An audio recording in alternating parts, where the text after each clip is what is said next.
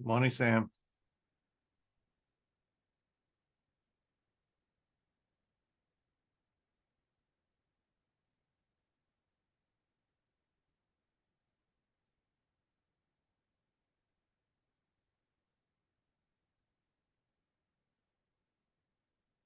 You're muted.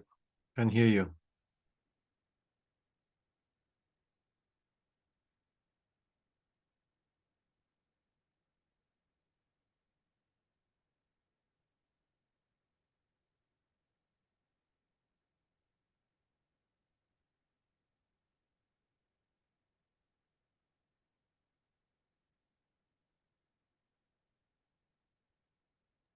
Sam, I didn't hear you join. I was actually working on some notes.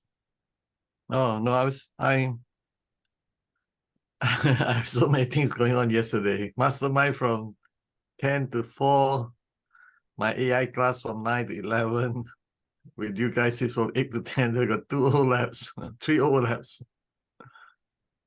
Nice busy day ahead of you then. Say again. You have a nice busy day ahead of you. Yeah, I mean it's got a few things done, save a few lives. Well, I'm actually surprised. Barry is usually on time. And if you're super busy, don't feel compelled to join. But today, I was curious about this whole free thinking business. So we'll see whether Yeah, that's he'll be fine. Can you hear me okay, by the way? Yeah, I hear you okay. Okay. You hear me okay? Yeah, perfect. Yes.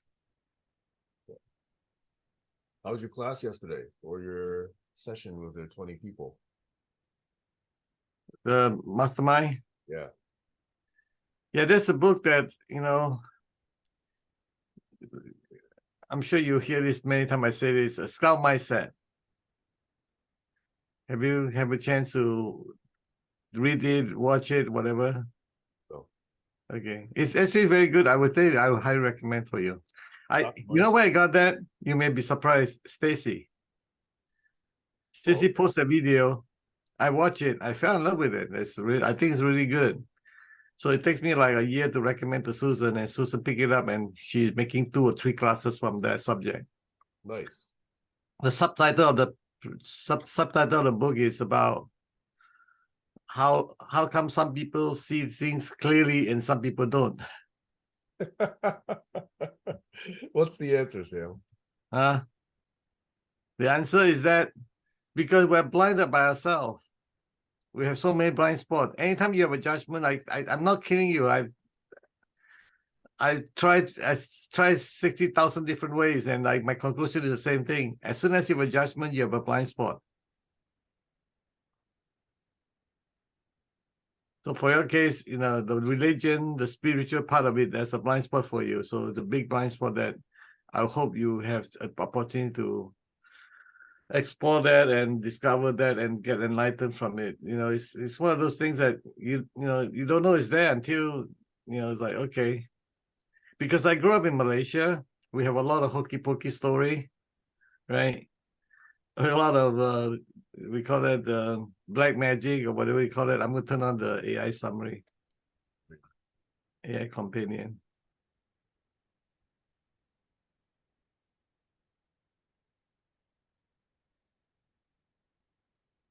Summary and companion, yeah, both. Enable that. So I grew up in a lot of hokey pokey, black magic kind of thing in Malaysia. So it's like, okay, in the beginning, I already got contaminated with superstitious already. Hi, Barry. Hey, Barry. Sorry, I wasn't watching the clock there. Are you okay? No, I just wasn't. I was watching a video and I didn't realize that the clock struck 11.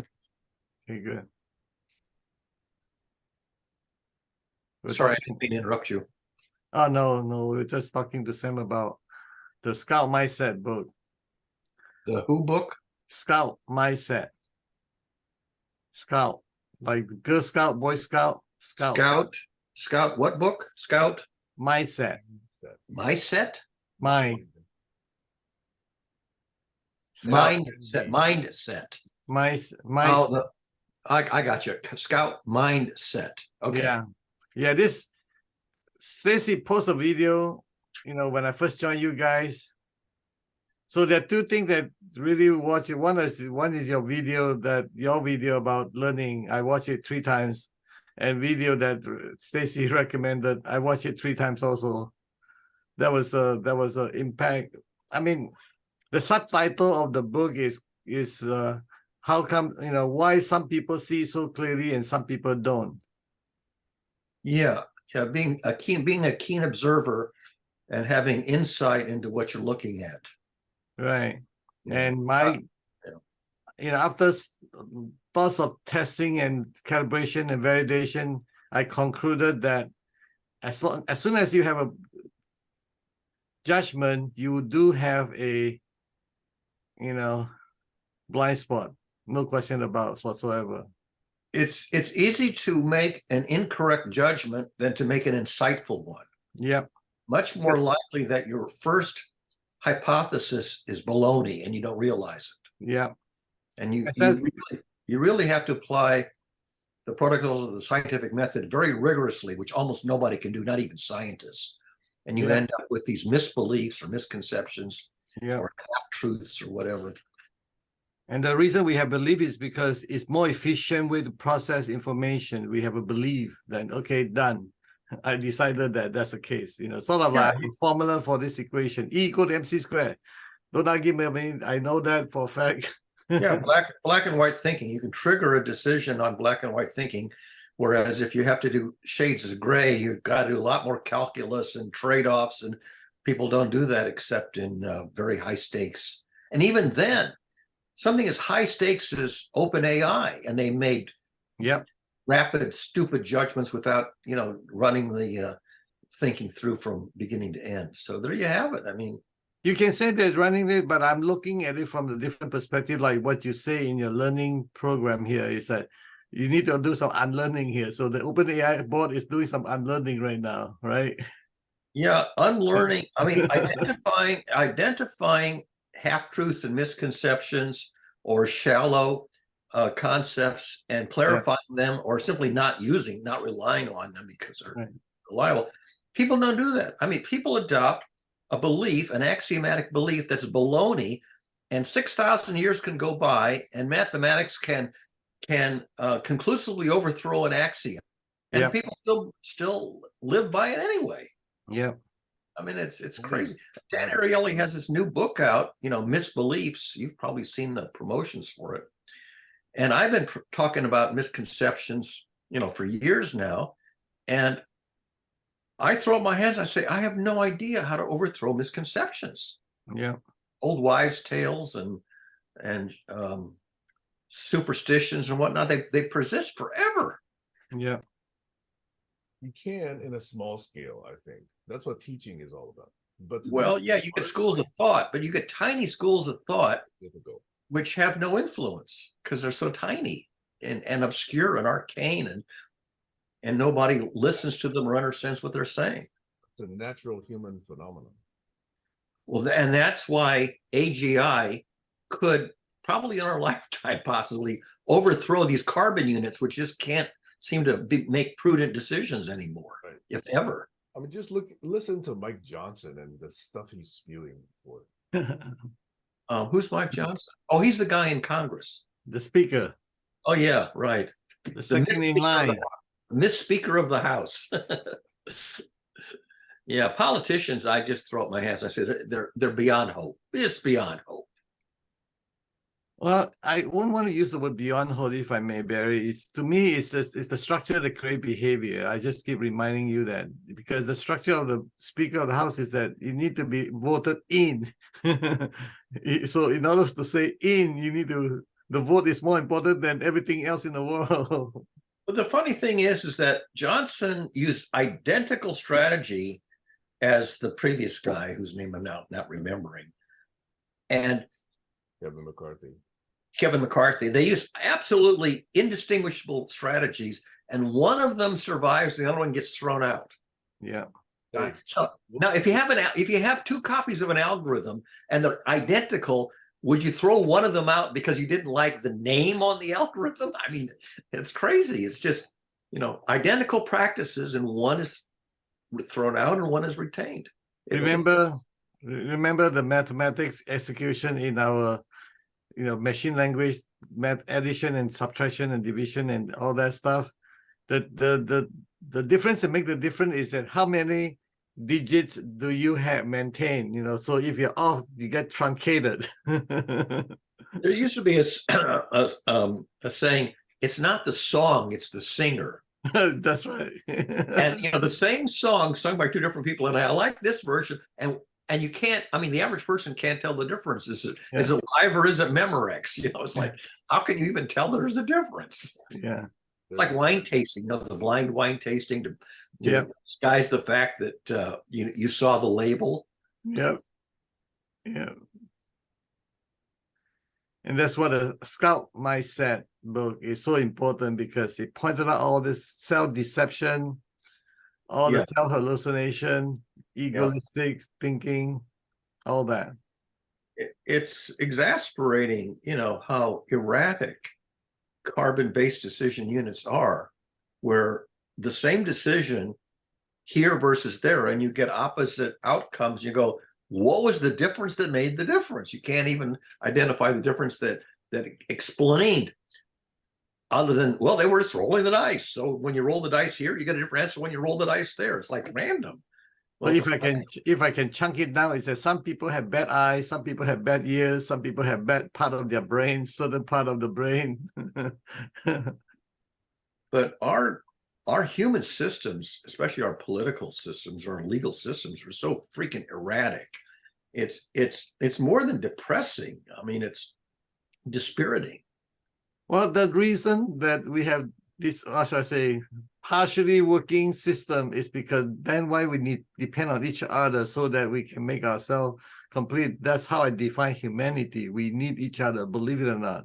If you're perfect, like if you're Superman, you don't need anything. You got everything perfect. You got execution logic perfectly. You don't need anybody. You're perfect. So except that even Superman has a vulnerability. Every superhero, every storybook character, almost by definition, has to have a nemesis, a vulnerability, right? A character flaw. And if you're perfect, the fact that you're perfect is a character flaw. That's right. People don't like anybody who's perfect. That's right. They'll make sure you're not perfect. Right. You have to. So the beauty contest winner has to have a little mole on the side, just so that she's not perfect, because otherwise they won't like her. It's a very strange thing that there's an inherent vulnerability in everything, and perfection itself is its own vulnerability. Yeah. So even if you are Superman, you still need human being. When you're zapped by kryptonite, that's what I say is humanity. I'm so grateful for that. We need each other. It's like me talking to myself today without two of you joining me. It's no fun, I was just watching, one of the reasons I was late, I was watching a video about research on happiness, and loneliness turns out to be a big factor in whether people are well adjusted or not, although it varies between extroverts and introverts. Introverts can be alone much more with much more serenity than extroverts. Extroverts are much more have a much more difficult time of being alone. But one of the things that's pointed out is that in the modern age, being with people face to face versus online makes a huge difference. That face to face human contact is much more powerful than synthetic contact, voice only on the telephone or video, text only or video only on Zoom. That there's a much bigger difference than people had previously realized between face-to-face versus remote. Yeah, especially if you give a hug. Well, for example, so being able to give somebody a hug turns out to be a big deal. And I can tell you anecdotes of giving somebody a hug that literally, just one hug, literally changed their life. That's right. I had a friend who I knew online for several years, and finally she lives in Utah, happened to have a trip east during the off month when not in school. And she came and stayed here for like about 3 weeks. And I knew her well online, but not, in person. And so she stayed here. And on the last day, I gave her a big goodbye hug. And in Yiddish, they call it a gesunte hug. It's a real big bear hug. 30-second. And she had, I could actually feel some surge of probably endorphins. I mean, I'm going to guess, but she had the surge of some kind of neuropeptide that her whole body just vibrated in some way that I can't put into narrative. And I could tell something was happening there from this physical goodbye hug, and it changed her life. It somehow unblocked. It was like a catharsis. It unblocked something that had been blocked for a long time, and totally unpredictable, unanticipated, maybe even unexplainable, but there it was. And she said later, she says that hug sort of somehow unblocked something that bugging her for whatever. I didn't know the backstory behind it. Still don't claim to know the backstory. I can speculate, but what's that worth? That's a story. You just remind me a story. I rarely tell anybody about it, but I'll share with you guys. And it's recorded. I know it's recorded. So anyway, it is about 30 years ago. I went through a transformation training called Life Spring. Oh, I know about that. Yeah. So the name of it several times. Yeah. And what happened was one of the exercises that we get to do is going down to the Mission District in San Francisco, which is means drug addict and all the things back in 30 years ago. And you're supposed to drive a nice car. I drive a Mercedes, and you're supposed to wear a 3-piece suit with a tie. You're basically walking target in the area. And 3 of you as a team watching out for each other, take care of each other. You're supposed to go and say to someone, give someone a hug and tell them that you love them. And I did the execution, right? And there was one Hispanic man. I saw him on the corner. He's kind of standing, so he's not doing it. I see that he looked at me, and I walk over there and give him a big hug and say, I love him. I love you. Wow, that triggers out a long conversation. I don't speak Spanish, but my teammate translated for me. What happened is he was about to rob me. He hasn't eaten for 3 days. So I got him into a restaurant, order a pastrami sandwich. I give him half because he doesn't want the whole sandwich. He feels ashamed or whatever, embarrassed or whatever that was. So I give him half of it. And he said he's gonna eat half of it and give half to his roommate because his roommate also they haven't eaten 3 days. I give him my business card with my home address on it. It was good. I said, my friend said, you shouldn't do that. I said, oops, too late. And then what happened also, I can't forget in my whole life is that he take half of the napkin and he draw a face of a man with half of the face like a scar, the burn, whatever you want to call that, and then the other half is normal. Yeah, that's hug and say whispering I love you in the next to the ear of a man. Yeah, that's my experience. So that changes me quite a bit. Yeah, Dan Ariely, if you've ever seen his face, he was a victim of a burn, and one half of his face is very different. No hair. The other half. And he's the author of the book on misbelief, among other things. Predictable irrationality. He's quite an interesting researcher. I think I saw him 20 years ago on TED Talk, right? He's a guy that got burned really long time, and he's Israeli. He's Israeli. He was at MIT Media Lab, which is where I met him. He's now, I think, at Duke University, and he's on public radio a fair amount because he has this very interesting discipline that he researches. He's the guy that started me going on. Human beings are illogical. Exactly. Predictable Irrationality was his first book. Yeah, it's basically his PhD thesis, and then he's written, I think, 2 or 3 books. Newest one is Misbelief. Yeah. But he's a very interesting guy. I mean, when I learned a lot from him. Yeah, I learned a lot from him because the research he does proves a lot of things, and I'm an evidence-based learner. the more evidence you give me, the faster I learn and the better I learn and the deeper I learn and the learning stays forever. I didn't realize that I'm a kinesthetic learner. So I visually absorb material and then I put it in my muscle. You're a what kind of a learner? Kinesthetic. Kinesthetic. Okay. Kinesthetic. So I realized that it takes me a multiple repeated learning. And then once I got it into my muscle, that I remember forever. Yeah, muscle memory. Yeah. If you want to understand human beings, you need to take a lot of data. You can't just use yourself as a model. In my case, probably I'd be hard pressed to find 1% of the population that are similar enough to me that we could sort of be interchangeable roles. Right. Most people are nothing like me. And I have to take a lot of data to understand people who are so dissimilar from me. And I don't do a very good job of it. I really don't understand most people. Their just behavior is just perplexing, vexing and perplexing and uncomputable, unpredictable. How does one become a free thinker? Well, it depends how you define free thinker, but you're still confined by the human universe bound. The sensor you have allow you to sense what is free, right? So the way I think about it, as I struggle with it for many years, is that the less emotionally involved when you're thinking, the better, the more free you are in thinking. So this is what Buddhism is talking about, attachment. So if you're detached from the subject, that's why the surgeon is not allowed to operate on their own family members. Because if you're operating on your family member, you can no longer be a free thinker and be the best surgeon there is to be.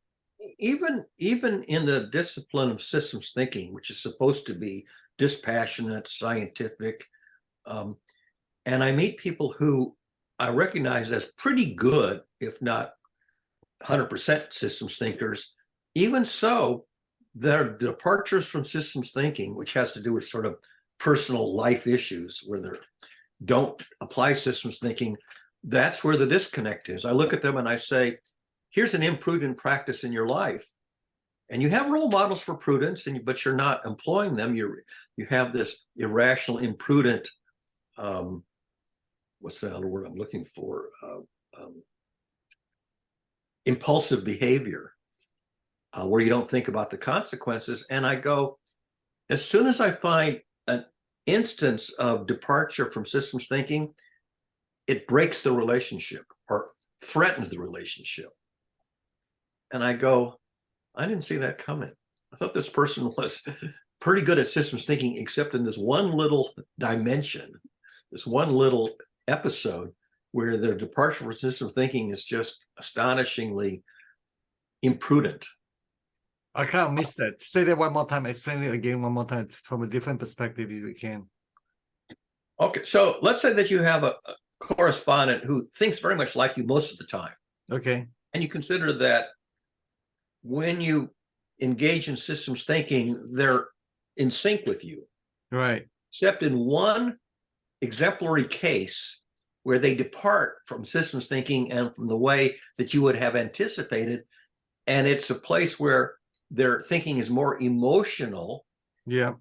And based on some life trauma earlier in their life that you didn't know about. Right. And they're stuck in this one practice in one situation that's simply unsustainable, irrational, impulsive, and no amount of systems thinking will pull them out of it. And you go, holy shmoly, I don't, suddenly there's an abrupt disconnect on this one little dimension. You have all these threads, everything's connecting except this one thread's a disconnect. Yeah. When you hit this one thread that's a disconnect, the whole thing kind of blows up. Yeah. And I didn't see that coming. And I don't know how to fix it. Yeah. Systems thinking doesn't fix it. No. Yes, it does. How? People are human.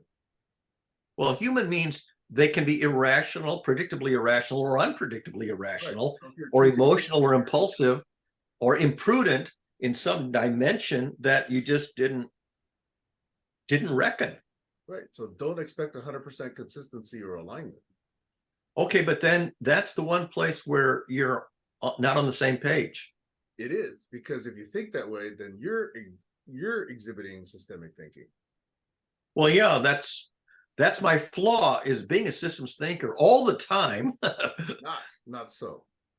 No. No one's perfect.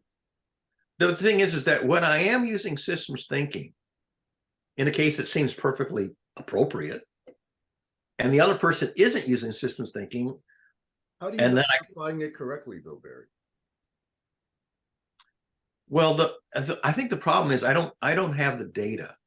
I don't have the backstory. I wrote a blog post about solving for the backstory. If you look at the storybook character, what you can see is their practices, how they act. That's visible. And what's behind the practices, you have fears, emotions, backstory, issues, and beliefs, which you have to intuit. And you have to solve for the hidden elements of the backstory. And that's an algebraic problem that's, I won't say it's unsolvable, but you need like a PhD in psychology to solve for the backstory, even though it's an algebraic problem. You have to put your hand up twice. Yeah. Well, you were mentioning axioms before, right? Right. Might one of your axioms be that you're always systems thinking? Well, one of my axioms is, if it doesn't make sense, try to be more disciplined in systems thinking. Because that's basically the only way I could outperform other people and in that way make a living, is to be disciplined in systems thinking when everybody else was kind of muddle-headed and not making good, prudent decisions. And they would come to me because I had a reputation for sticking to good systems thinking when everybody else was sort of muddle-headed. But what I also learned is that if somebody's livelihood depended on not solving the problem, because they were the one who was mopping up the mess, their job was to run the mop, then they didn't want the solution. Yeah. Because they'd be out of a job.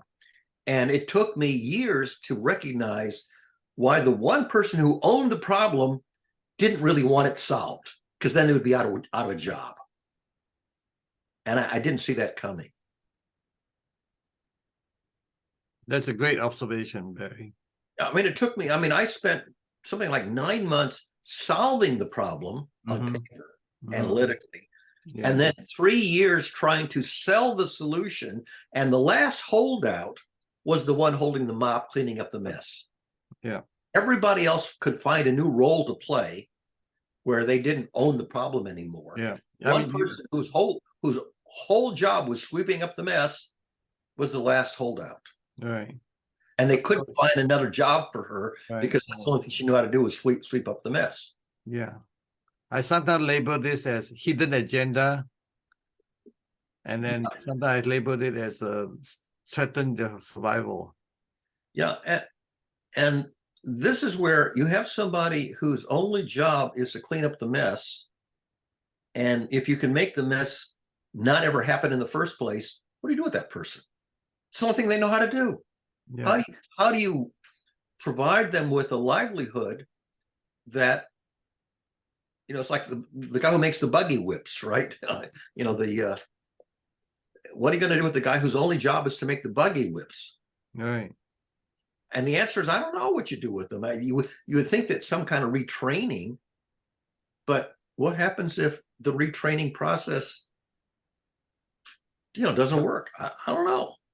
Well, sometimes also it's conscious and sometimes unconscious as well. It's not all the time it's consciously they know that their livelihood depend on it as well. So sometimes, for example, you've been teaching a kid that there's a monster inside the room, but the room has a toy that he need to play or she need to play.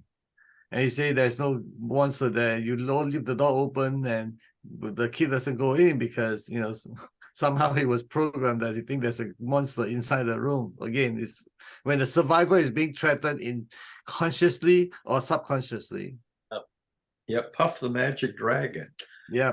I don't know if you saw, I wrote a blog post about a week ago that involved a dragon. because a dragon is this great metaphor for the monster that could be your friend or your That's right. nemesis, and you never know whether the dragon is going to be friendly or is going to eat you, or Right. breathe fire on you. The dragon's breath could be, warm and cuddly, or it could be Yeah. burning you up. And I came up with a story involving a picture, a piece of artwork that's the crest of the dragon. It's a crest that's got the dragon's picture on it. And the reason that I had this, and the dragon is otherworldly. It's not of our world. So it's an ET, extraterrestrial dragon crest, which is a very strange expression. And it turns out that ET dragon crest art, because it was a crest, ET dragon crest art was an anagram of strange detractor. Hmm. And I wanted to introduce the concept like strange attractor in chaos theory. A strange detractor is something that behaves oddly, but is not technically a threat. It's just an oddity that distracts your attention, and you stop paying attention to the routine, and you are distracted by the strange detractor. And that's the kind of thing that, what is it that's distracting or detracting people from their daily prudent routine, where they become obsessed with something that's not really a threat, but it's an obsession that's basically making them dysfunctional. And so I coined this term strange detractor. And I use the ET Dragon Crest art as the anagram to symbolize it. And several people responded saying, I think I'm a strange detractor. What do you think? Because there are people who are like clowns, a clownish character. They're not dangerous. They're just an actor, a performer. And they're putting on a performance which is unusual and curious and fascinating and distracting and detracts you from your normal stuff. And we're surrounded by strange detractors. But it's different for everybody. What your strange detractor is in your situation is not the same as mine. I would look at yours and go, what's the big deal? Ignore it. Can't ignore it. It arrests my attention. Oh, here's Kayla. And her dogs, maybe. Hello. Hello. You're muted. Hi. Hi. Good to see you. We're waiting. We have been waiting for you. Good to see you too. Who's on here?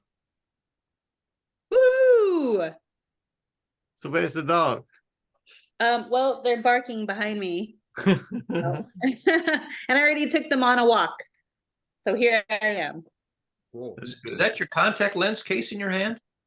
No, it's my AirPod case. AirPod case. Oh. Charging battery thing. Yep. They're Bluetooth. Look out here. It's not engaged. It turned off your Bluetooth. Turned off your mic. Look out here. We lost your mic. You weren't muted, but I know. Yeah. It somehow toggles the microphone away from the normal one to the AirPod mics. Oh, there you go. So the right ear keeps your mic and the left one turns it off. So here's an experiment, Kayla. We've turned on AI Companion. You see AI Companion down at the bottom? No.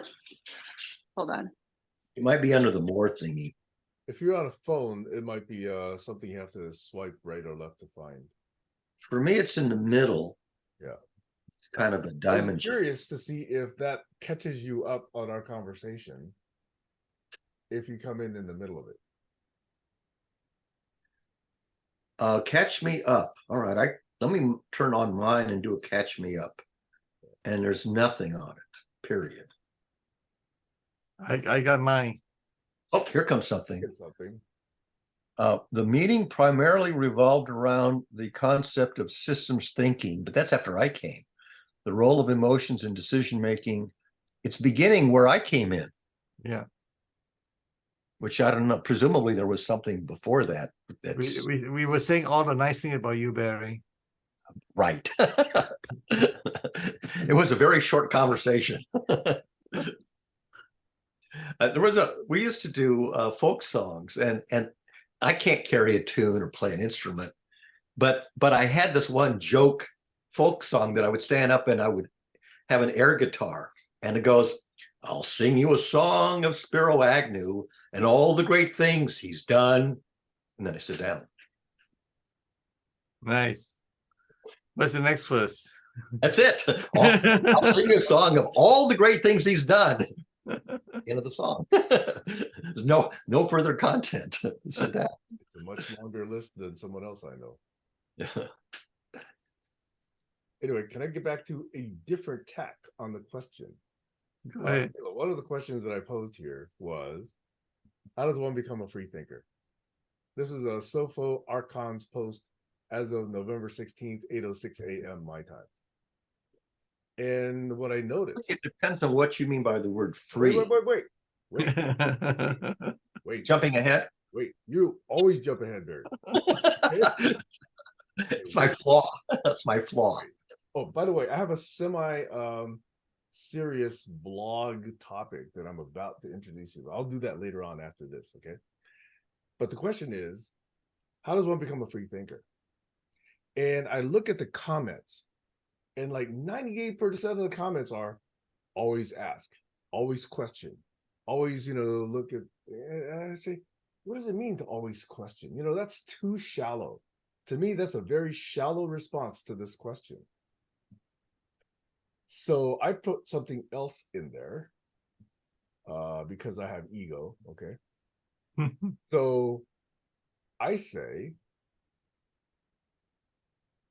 what are you going to ask? What question are you going to ask? How are you going to question? Are you simply going to say why? Are you going to simply say, what does that simple question everything mean? Okay. So to me, what's interesting is, how do you pose a good question? And how do you, with an open, considerate mind, deliberate the response? If you don't do that, then what good does it do to question everything? There's everything. Which everything are you going to question? So this is my response, at least the beginning of one, to this apparently simple question: how do you become a free thinker? May I ask you a question? The question is this: think of the frog. The way, is it possible for a frog to have a free thinker? Is it possible for a dog to have a free thinker? For them to have an ant to have a free thinker? The question is, depend on how far you want to push it. Because your environment put a, what do you want to call that, constraint, limitation, create the structure of the environment, create your behavior. And that free thinker, unfortunately, is fall into that environment. Exactly. Which is The question I would ask, it's not actually a question. It's an assertion that has an implied question in it. And you know what it is. What does the word free mean? That's right. Right. So And to give it a polar opposite, one kind of a free thinker is someone who can write a fantasy novel, a fantasy story that's completely imaginary and made up and original and novel, and has no bearing on the world we live in. It's completely another cosmos. And another free thinker is one who's going to discover an undiscovered law of nature of this cosmos. Now, you could say that each of those is doing a kind of free thinking, looking for a law of nature that is undisputable versus looking for an imaginary world that's just completely arbitrary. And they're very different kinds of thinking. Yes. Are they both free thinkers? And if so, did you mean one or the other? What did you mean? By the way, the other form of question in which this thought often appears is creativity. Be creative. And they're both creative. Exactly what you just said, right? They're both creative. Look at the data differently versus, oh, let's just imagine something completely, specious. Yeah. A total lie versus the total truth. A true statement about the world or an imaginary, fanciful statement about an other world. And they're both free thinkers, but they differ between truth and falsehood, reality and imagination. As a free thinker, we invite some feminine input from Kayla. Turn your sound and camera. Unfortunately, just dropped, right? Say what? Looks to me like Kayla just dropped. No, she's still here, but she turned off her Mhm. camera and her mic, and probably the audio's too. There she is. There she Yeah, so we beg you to give us your input because we need it. And by the way, Um, okay, go ahead. yeah, it would, I don't know. I was thinking about it. I was thinking like, okay, so what does it mean to be free? And then I thought, well, I have to think about that some more. But even to be free, you still have like a set of consequences. You still have some circumstances. You still have to, I don't know, like if you're in conversation with somebody and you truly are a free thinker, you still have to be intentional about how you ask, how you listen, how you consider things. So in my opinion, being free is almost like, almost a tool in some way. It's hard for me to articulate it, but I just think of it's not just one thing. I just think of like something that something passes through, and I apologize if it doesn't make sense, but I'm still wrapping my head around that. And I turned off my mic and I turned off my camera so I could do something to be able to think freely. And not be distracted by us. Well, like it's hard for me to sit straight and look at everybody and think about it. Like I have to be doing something freely. You're a kinesthetic thinker. You have to be doing something physical. Exactly. What's it? Tripsicorbia? Oh, that's dancing. That's the fancy Oh word. yeah, that's right. That's the fancy word for dance. It's terpsichordian. What was this? Oh, I had an alliteration in there, which I've forgotten now. Body wisdom. But yeah. The terpsichordian talent gang. That was the phrase I coined. You were the leader of the terpsichordian talent gang. Dancing. Which I recognize dancing, and I look at Gene Kelly and all these famous, movie dancers, and I go, fabulous, but I have absolutely zero faculty to, to move gracefully. I'm not an athlete. I'm not a dancer. It's like art appreciation. So for Gene Kelly, in order for him to be a free thinker, he needed to do all this motion and follow the music and do all the dancing before he can be in the free thinking mode. And yet, when you see him and Danny Kaye and somebody else dancing, they're all dancing in perfect sync. And every single motion is synchronized among 2 or 3 dancers. So they're not free in that sense because they're synchronized, and synchronized is the opposite of free. Is it?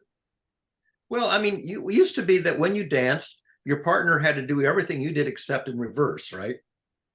Ginger Rogers did everything that Fred Astaire did except backwards. Whereas in my day, when you dance, you weren't holding your partner, you were just moving around to the music, and you could move arbitrarily and your partner didn't have to be in sync in any way. Well, no,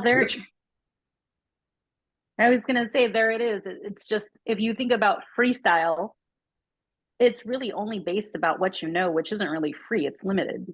Exactly. Yeah. What are the constraints that limit your freedom? Because chaos is totally free. But there you go. Chaos is not very interesting. I mean, you turn on the old-fashioned TV where there's no channel and you see the snow. Every pixel is free to be itself, but there's no picture. There's no message. And if you look at a picture here, adjacent pixels are not free to be anything they want. Otherwise, you wouldn't have a picture.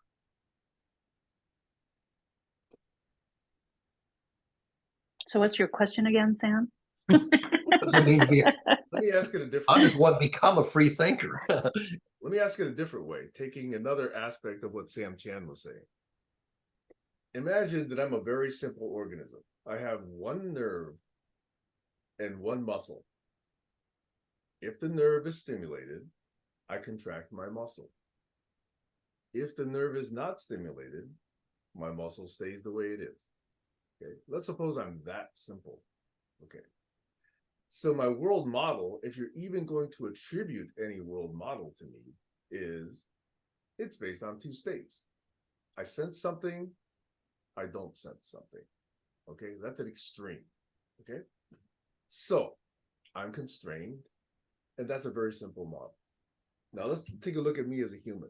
Okay, let's suppose that I learned this pattern that if my mother looks at me and I'm looking up at them, I feel warm and I smile.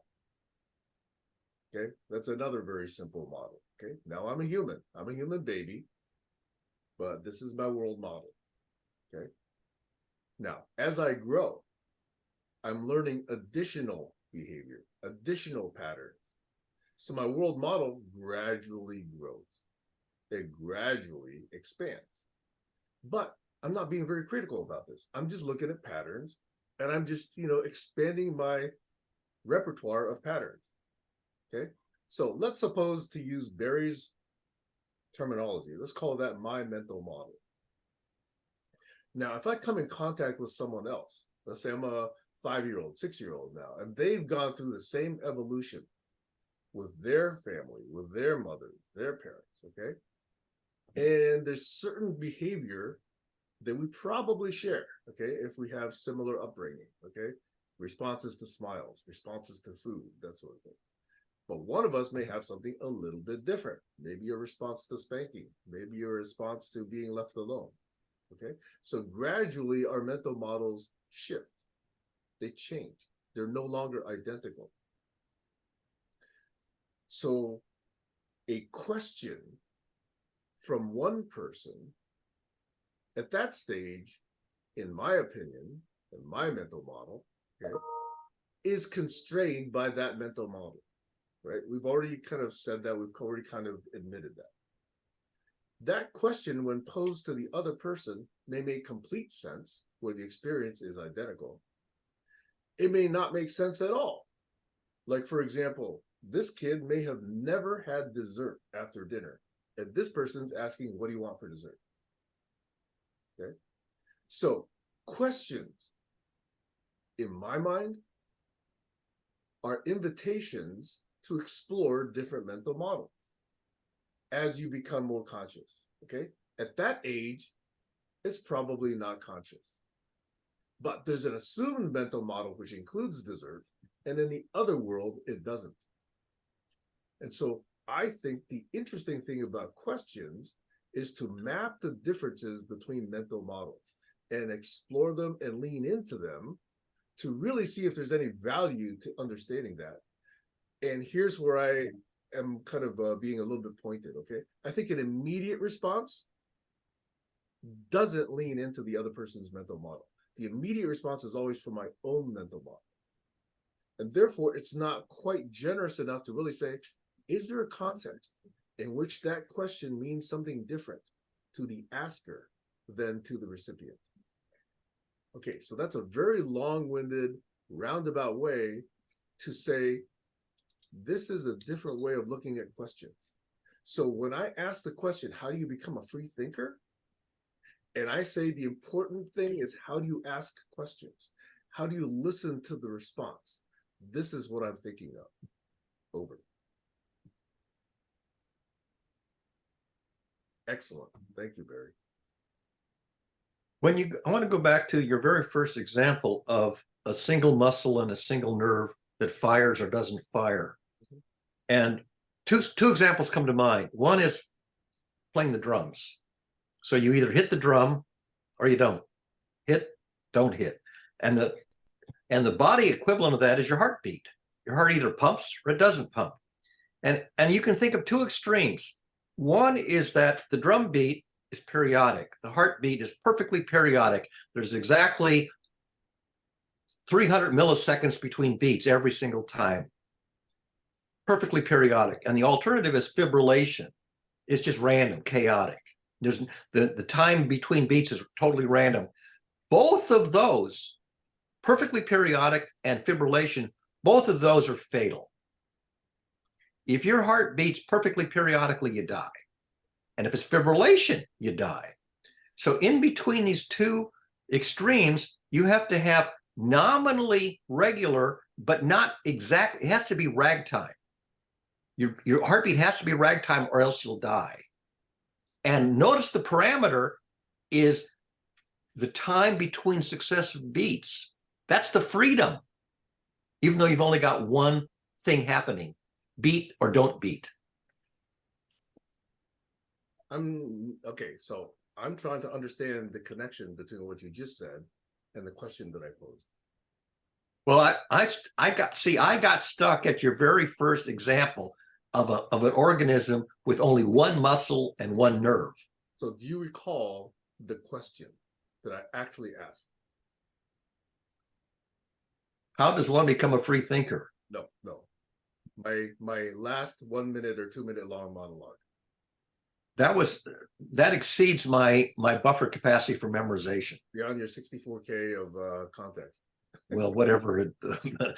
No, I don't have a tape recorder up here. So I stopped to think at the very first model you gave.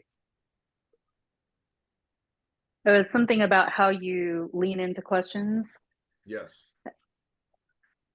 You know, when you were saying your monologue, I was thinking, yeah, that's absolutely correct. To actually have an answer right away, it's almost like deflection. You really aren't thinking about the other person, you think about yourself, what comes to mind right away. I mean, deflection in the context of arguments. I think I'm just thinking about my ex-husband. When I ask him a question, he answers right away. Give me an example, Kayla. Over.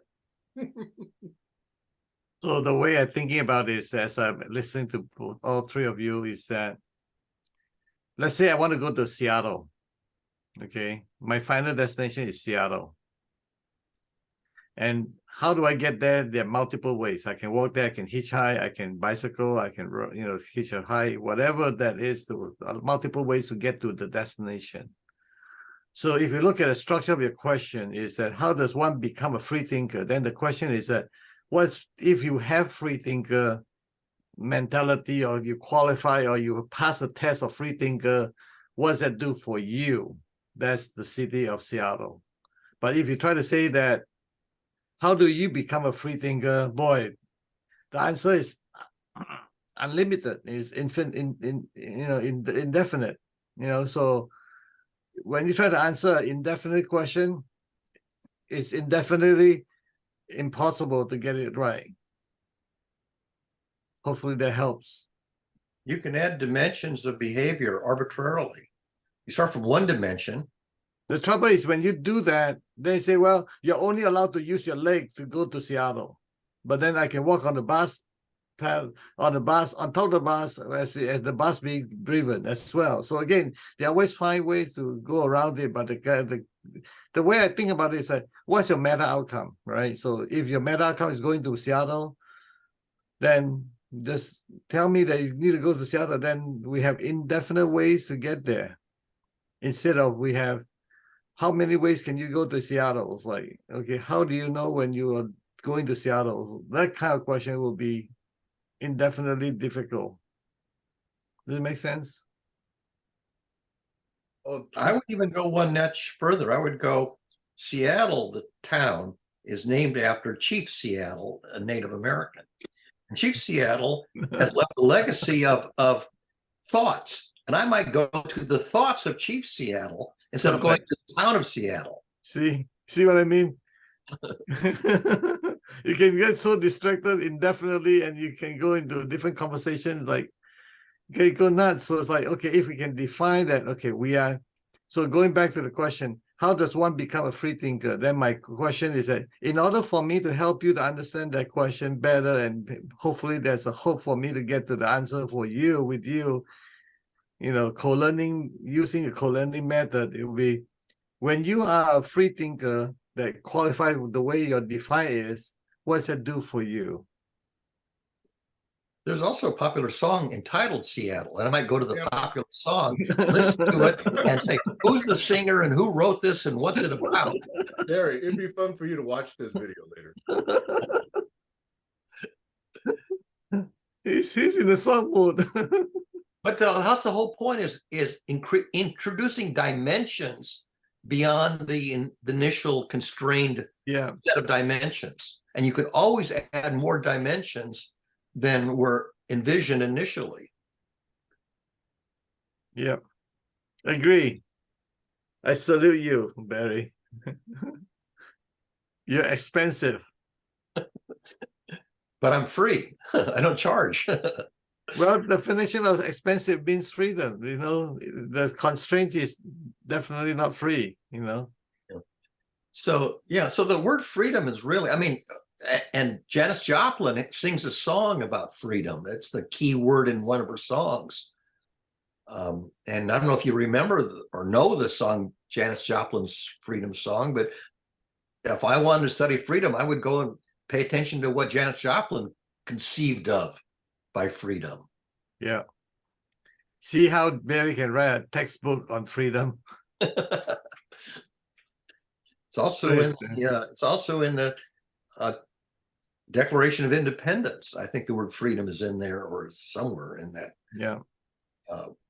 colonial time Declaration of Independence. Free from the rulership of the King of England. So political freedom. Of human events. It becomes necessary for one people. Are you quoting from the Declaration? Yeah. Yeah, I don't remember the exact line, but I know the word freedom is in there someplace. But the concept is. That's why I think freedom is, a conduit. It's not really one tangible thing. And that's why I think free thinking is simply a conduit. It's just to open up, to allow energy movement, to allow conversation to be free, moving. That's what I think of free thinking and freedom in and of itself is just a conduit. And there's liberty and libertine. Compare liberty, which is a synonym for freedom, and libertine, which is sort of going over the top in freedom that disturbs other people. Go ahead, Sam. Let's suppose we all have 10 tons of steel, a bunch of cables, a bunch of wire, a bunch of rubber, a bunch of whatever, okay? And we're free to do with it whatever the bleep we want to do with it, okay? Yeah. I'm completely free. I can cut it up however I want, put it together however I want, glue it together, sew it together, solder it together, whatever. And at the end of it, all four of us are going to have different things. If I apply many constraints and limit my freedom, after a couple of years, I end up with an airplane. So I have constrained my freedom and yet done something which is not possible if I'm just absolutely free. What came to mind is bridging a chasm. I was thinking of a physical bridge, bridging a physical chasm, and you're thinking of a bridge in motion, an airplane, but it's still bridging a chasm. You can fly across the ocean. Mental model there. But they're both in the abstract bridging a chasm, where the word bridge is now metaphorical bridge as opposed to a physically constructed Golden Gate Bridge. Constraint is the illusion. If you think about, if I put a constraint on you, like putting a handcuff in your hand, if you are good at it, you can get out of the, handcuff or whatever that is. So there's always a wiggle room in the constraint. So that's one thing. And if you want to get the big one, freedom is an illusion also. let's go back to the one muscle you get trigger was when it's fire, and not trigger, it's not fire. That's not freedom at all. It's all trigger. Yeah. But So what's if, free if you go to the very sub-component of freedom thinking, every reaction is get fire, not fire, then how could you have any freedom at all? It's all, and a drummer can take the freedom and adjust the timing between successive drum beats and make an enormously complex drum beat pattern. Right. But the drummer is constrained by the song he's going to play and the audience is facing and the mood that he's in. And so his emotion constrains him, so I say, to the choice that he make on what rhythm to use and how hard he beat the drum, right? You have a limit to how fast you can beat the drum. And you have a limit to how slow, because if you beat it once per century, you're not impacting an audience. And if you're beating it at a million times a second, well, you couldn't really do that. So you have a constraint of the bandwidth of the timing. Yes, and sir. also the loudness. You don't have freedom of the loudness of the drum beat. So given the last 5, 10, 15 minutes, let me re-ask the question. What does it mean when the answer to the question is question everything? Question everything. And the answer to that is why? Why? Somebody says question everything, the answer is why? May I introduce the subject again? Is like, if you answer all the question, then what does that do for you? The answer to why is why not? Question everything, why? Why not? No, because question everything was the answer to the original question, how do you become a free thinker? So that's why. Okay, so the funny structure thing of this way. If you want to be free thinker, then you need to question everything. When you're questioning everything, you are no longer free because you're so busy questioning everything. Yes. And then you become annoying.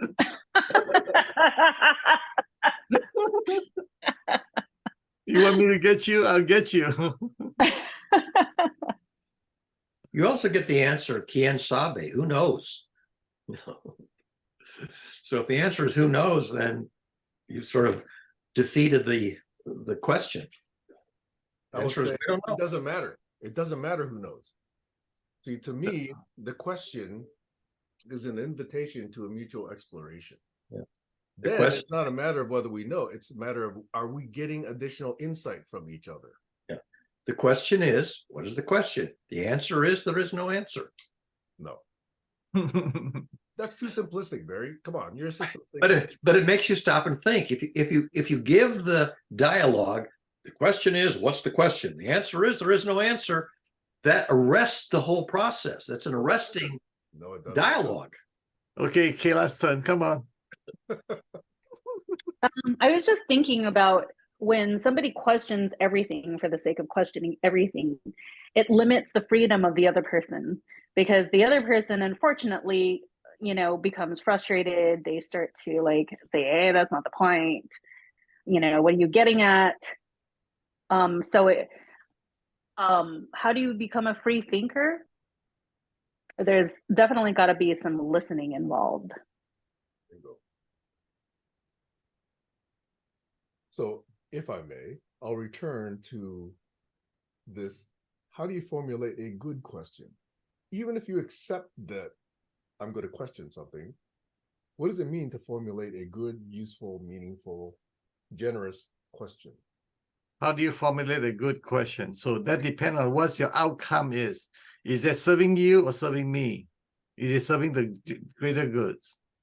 Socrates had a great answer to that. A good question is one that makes you think. He says, I can't teach you anything, but I can make you think. Who is you? The Socrates correspondent. How about us? It's kind of like when I struggle to understand people, and if I'm in a good mood, I'll say, why would you say that? Yeah. Tell me, for us, so I can understand, so you can actually speak freely.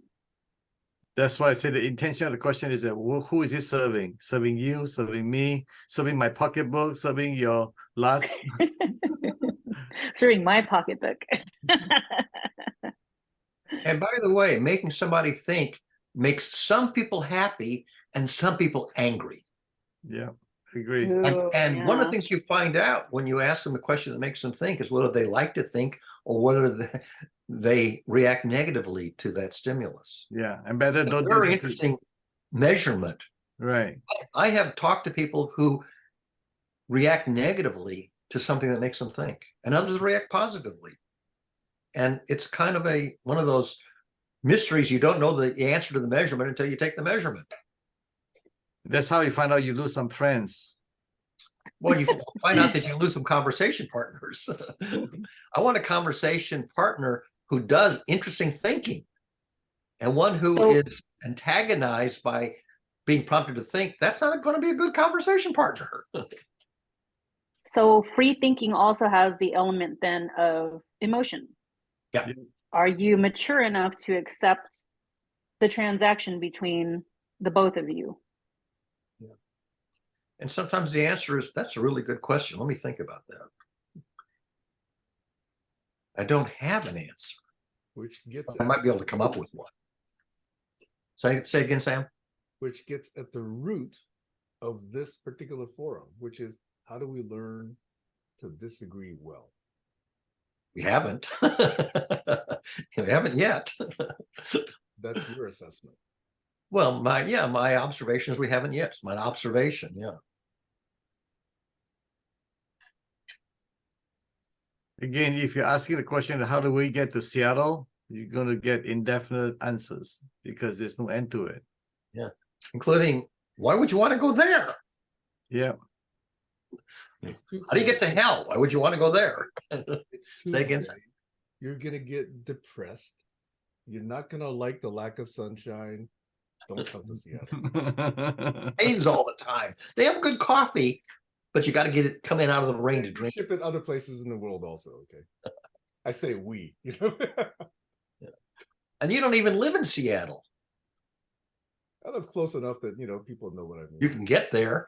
I can get there too, except that I need an airplane as the bridge across the chasm. Well, by that notion, I live in the Bay Area also. Yeah, and in fact, you visit the Bay Area once a month or so. You know what I found yesterday? Here's a small aside. I caught myself in a figure of speech yesterday driving the car with Gail.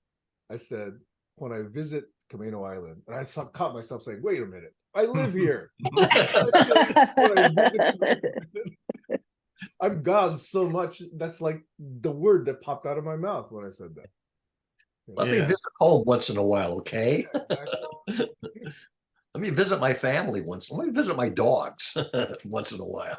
Yeah. This is why I catch myself dreaming in Chinese or dreaming in English. Oh, really? Yeah.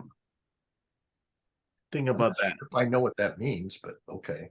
I usually in language at all. I usually am not speaking or not, hearing anyone speak when I dream. Yeah. I mean, I dream in Actually- pictures and I dream in symbols. More Do you think- commonly, go ahead. Oh, I'm sorry. Do you think that dreaming is also a form of free thinking?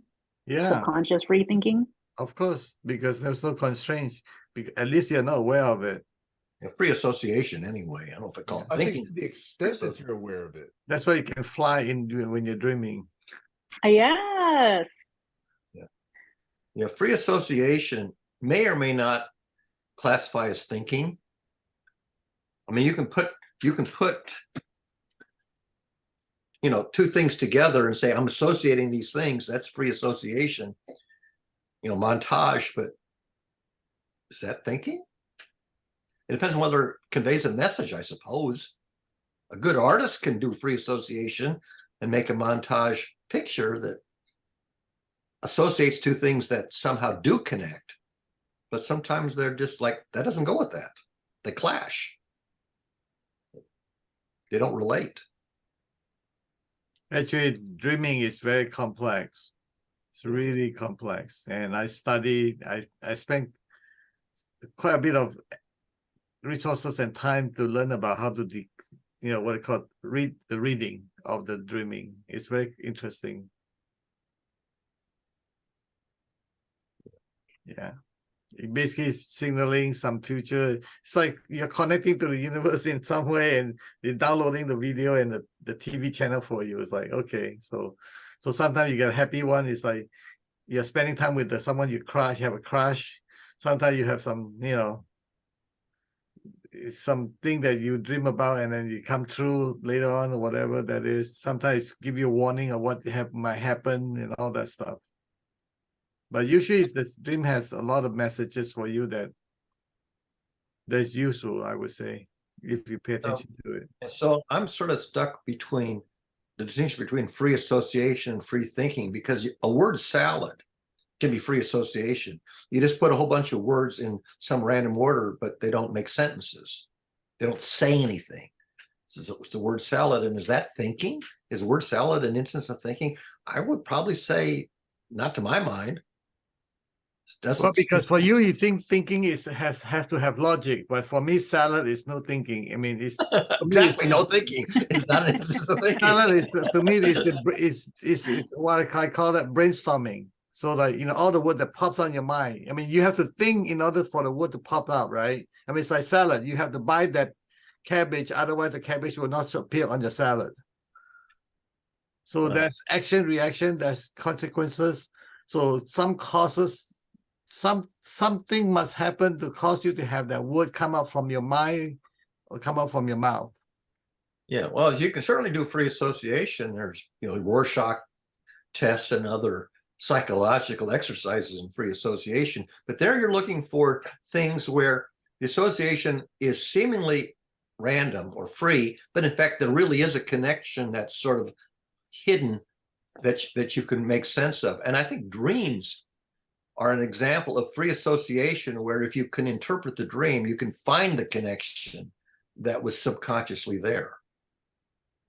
Oh, really? Because 2 of my past dreams have been violent.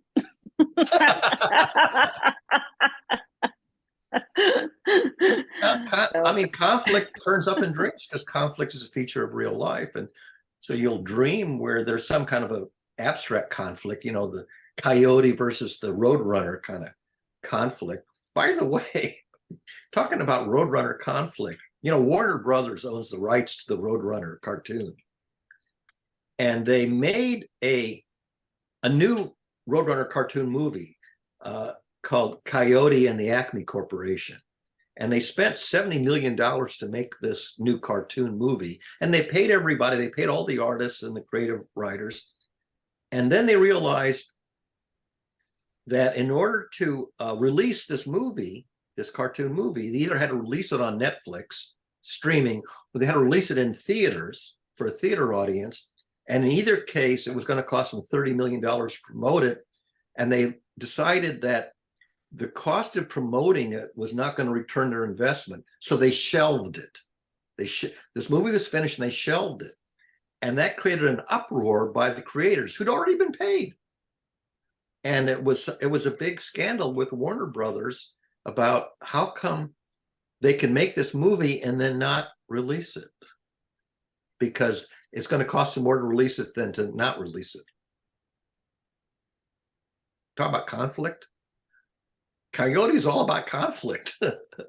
Here's the meta conflict of the movie about the Coyote and Acme Corporation conflict. So yeah, you can map conflict into meta domains and arbitrary domains and maybe gain some insight into the nature of conflict.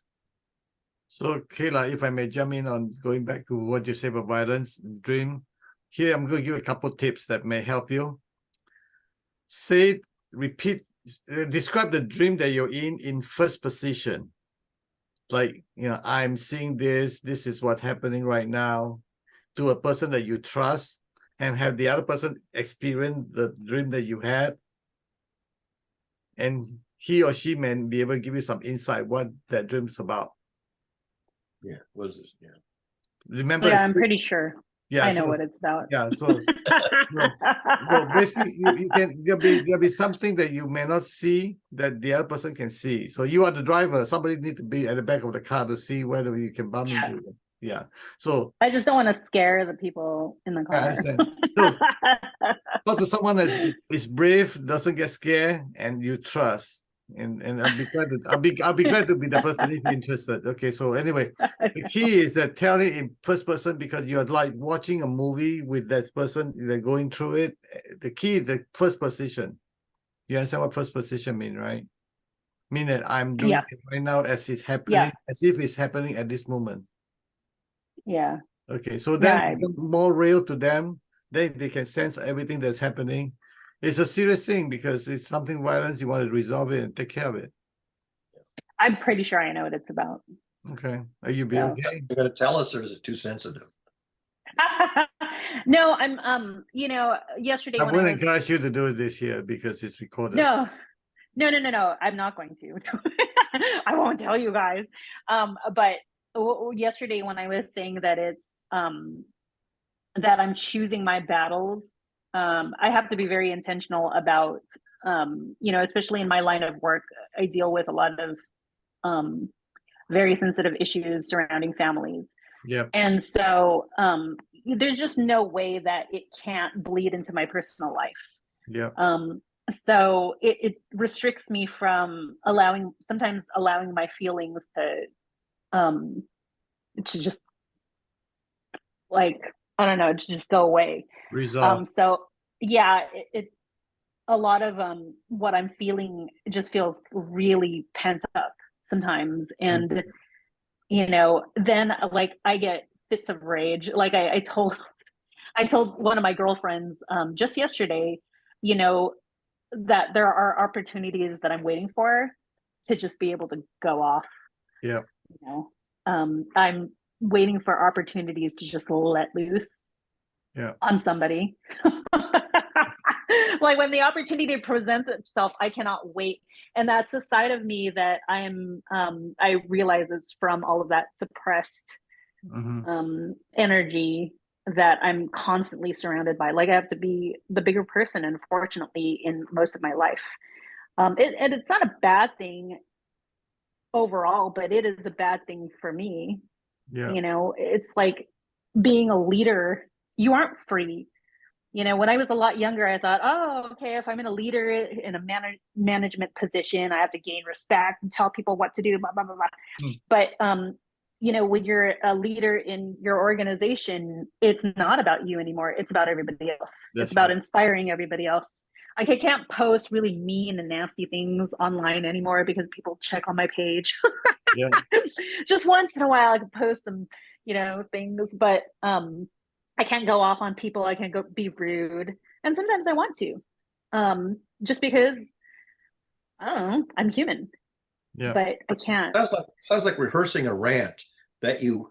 It's like writing a letter that you never send. You know, the famous Harry Truman: write a letter and then but don't send it.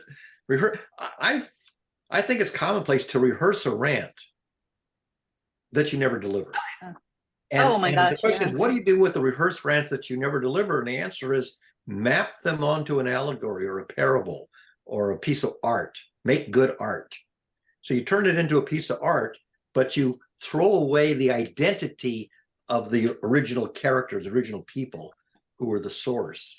And that notion of making good art is something that is very powerful and is not easy to learn. I wish I knew how to make good art out of rants that I've rehearsed and never delivered. At the same time, also, I want to remind you that the universe give you this responsibility because you deserve it. You can handle it. You're the best person to deal with it. The universe needs to give me a vacation then. Yeah. The vacation is here. You're talking to her. You're free to say anything you want to say. It's the freedom to go off in your imagination, you know, but you know, you take your downtime and you go into the world of imagination and you map everything from reality to fantasy. Yeah. And think of it another way also. You in your group, is there anybody else that can better equip, better qualify, have more compassion than you that can handle the situation? Probably the compassion part, the brain part. See what I mean? Oh, Marvin Minsky claimed that emotion is a species of thinking. Now, I don't know that I agree with him about that, but that was his position, that emotion is a kind of thinking. Yeah, that's why there's social emotional intelligence. Yeah. Right. I had a slightly different model from him, but we're both trying to figure out how to reckon rational thinking from emotional activities and somehow put them into a big picture. I would, So I now would- that yeah, I was just say that to me, emotion is a consequences of how you think, the structure of your thinking. It's created from thinking. It's a result of meaning that it's like driving a car, right? The faster you drive, the higher chance you lost control. Okay, if you lost control, then I know that it's because you drive too fast. Then you should be driving. So it's a consequences of thinking. It's also as a result of the thinking and the way you're thinking that created that emotion. For example, if you're confident about something, the emotion is confident, right? And just because you have more knowledge, you know what to do, you know how to handle it. I got you down, I'll take care of it. I'm fighting with a 2-year-old toddler. He's punching me. I'm good. Don't worry about it. He can punch me all you want. I can handle it. So I'm fully confident. So that's a result of my capability, my thinking process, my ability, and all that stuff. So to me, that's a result. It's like money in the bank, right? How much you spend, how much you don't spend, how much you wasted, how much you earn. There's the consequences of this. To me, the emotion is the consequences of all the things that are happening. What's interesting about the word confidence is it has a very interesting antonym. The antonym of confidence is anxiety. And we'll speak of confidence, but we don't like to speak of anxiety, which is the lack of confidence. I'm unsure what's going to happen. You can speak of anxiety as long as you have vulnerability. If you feel vulnerable, I'm terrible at this. And people don't like to talk about vulnerability. Yeah, so they'd rather talk about confidence. Yeah. I know what I'm doing. I'm in charge. Okay, I'm competent. Oh, I don't know what I'm doing here. I'm at sea. I'm at a loss. I could drown out here. That's right. And that's a great leader will be able to be confidently speaking and anxiety and be vulnerable about it, because that's how you reach out for help. I can't do this alone. I need help. Yeah. So in that sense, your emotions are not free either. What is it to have free emotions? If you think about social emotional intelligence, if you can't control your emotions, I mean, again, emotion is the consequences. You can control your emotion if you can control your capability and your way of dealing with subject. Well, you can control your behavior. You can have anger but not express it. That's right. Or you can express your anger in a safe way where it doesn't cause harm to others. So if you blow up at somebody, you have an angry outburst, that's probably a contraindicated behavior. You can still have anger and say, this is an unjust situation. And you can process the anger without being violent or blowing up or causing, net harm. That's a maturity. Maturity is how to process feelings of injustice or feelings of anger. Yeah. Without making the matters worse in the long run. Going to war. So now that Sam's back, going back to your question, how do you disagree well? I would say that it has a lot to do with, first of all, internally yourself. How can you process and control your emotions, just like you said, Barry? And also, how can you listen well? Thus, freedom is a conduit. Just kidding. You can certainly say the name of an emotional state without acting it out.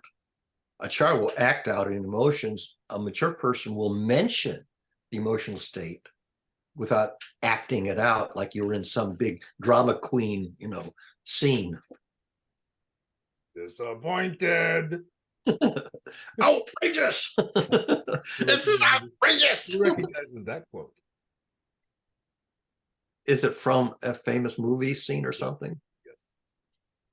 Not sure. I probably haven't seen the movie. Extra credit if you can name the actor. Enact it one more time. I'm disappointed. I don't think I recognize that from anything I've seen. Like it's bringing something up, but I can't pinpoint it. Okay, I'll give you the hint. You name the movie. I'll tell you the actor. You name the movie. Kevin Kline. I'm sure I haven't seen the movie. Princess Bride. He was He not wasn't in in it, that. right? Wasn't in that. Was he in that? No, I don't No. think so. Kevin Kline. this is It's got to be a. Was it a comedy, comedy, or a it's serious a comedy. drama? It's a comedy. Yeah, I was gonna say it's a comedy. Okay, I'll give you a hint. Okay, another hint. A Fish Called Wanda. Just kidding. Exactly. There you go. Is it? What was the scene? What was the Oh. scene? Is that the one where he hangs the guy out the window upside down by his feet? No. This is where he thinks he's outsmarted the lead of this, gangster crowd, okay? Because he stole the money or the jewels, whatever. He stashed it in the safe, and then later on, he's going to go retrieve it, after the heat has subsided. He opens up the safe, it's empty, and he says, I'm disappointed. I don't know. I've seen that movie, but I don't remember that scene. Yeah, But that's a lot. That movie was like 30, 40 years ago. it was a great movie. 30. Yeah. I was gonna say we're dating ourselves. Was John Cleese in that movie? Yes, he was. He was the barrister. Yeah. Yeah, I sort of Very vaguely good. remember him being in it. Cleese is a very interesting guy. He's a really good thinker and a good enactor. Anyway, thank you for circling around this question. I really appreciate it. But I had more. In fact, this gets to be a much more pointed personal aspect of a response to that question. So in other words, in my view, digging in or drilling through on this question of how do you ask a good answer, or how do you pose good questions, to me is how do you convey a mental model you have about that question so that it invites an interaction, so it invites a mutual exploration, okay? And to me, you can't do that without thinking with some diligence. Okay, so that itself puts me out of many people's purview. But I said in a very, very direct response, I said, start with mathematics, philosophy, statistics, sociology, psychology, observe people, observe cultures.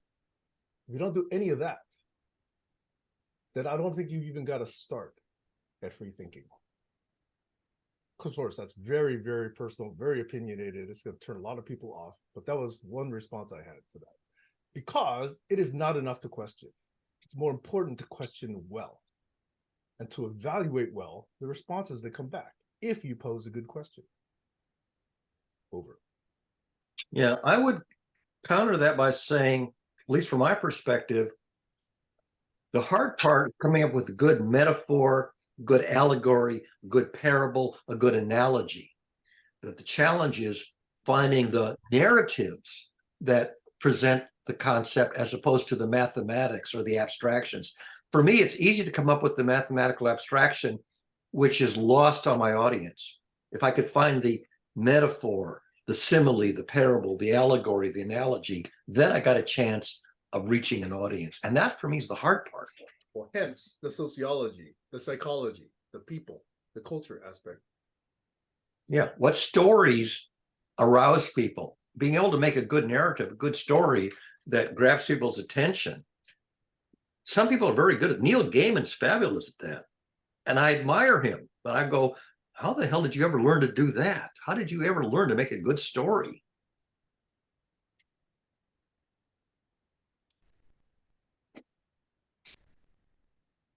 this reminds me of a conversation I had with my daughter when she was probably about 12 years old on the way to school. I tried to explain to her some concept. And I'm not going to tell you what concept is about. I'm going to tell you what I told her. I say it's like the teacher's salary is decided by the students. So the student get to decide how much the teacher get paid.